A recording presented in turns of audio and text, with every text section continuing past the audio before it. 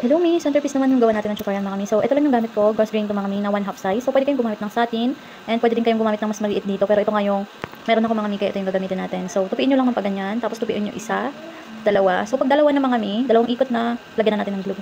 Kuntian nyo lang yung lagay ng glue mga Mi ha. Kapag napasobrahan, bawasan nyo. Kasi sa akin, binabawasan ko mga Mi para hindi nga siya madumi tignan. So, ayan. Pagkatapos nyan, magtutupi ulit kayo. Tapos, magbilang kayo mga Mi. I-ano natin yung tabi kasi nag-blurred. So, ayan, isa, dalawa, tatlo, apat. Hinto kayo dyan mga Mi, tapos, lagay ng glue.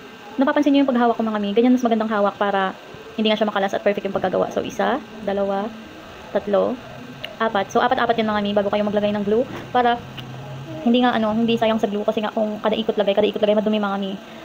Ayan, sundin nyo lang yung paghawak ko. Bali, apat lang yan mga Mi na, natupi bago maglalagay ng glue. Tapos, depende kung gano'ng kalaki yung gusto nyo. Ayan, saka kayo huminto doon mga Mi sa pagtupi-tupi. So, sa akin, dahil medyo malaki yung kailangan ko, kaya ayan, tuloy-tuloy lang yung pagkaano. Pero apat-apat pa din yan mga Mi ha. Tapos, maglalagay ulit ng glue. Basta kontian nyo lang yung glue mga Mi. Bawi tayo ng glue mamaya sa ilalim. Papakita ko. Pagkatapos, kapag sakto na, putulin nyo na mga Mi. At dito sa likod, putulin nyo yung, ayan, yung sobra. Lagyan natin ng glue. Dito kayo maglagay ng madaming glue mga Mi, para hindi nga siya matanggal. Tapos, ayan, itakip nyo lang yan siya sa pinaglagyan nyo ng glue. At ayan na siya. Madali nga lang siya mga Mi kapag nasimulan nyo na. So, ayun na siya. Salamat sa panonood. Susunod yung flower naman yung lalagyan natin. Pa-follow and like naman po sa aking Facebook page. Salamat sa panonood.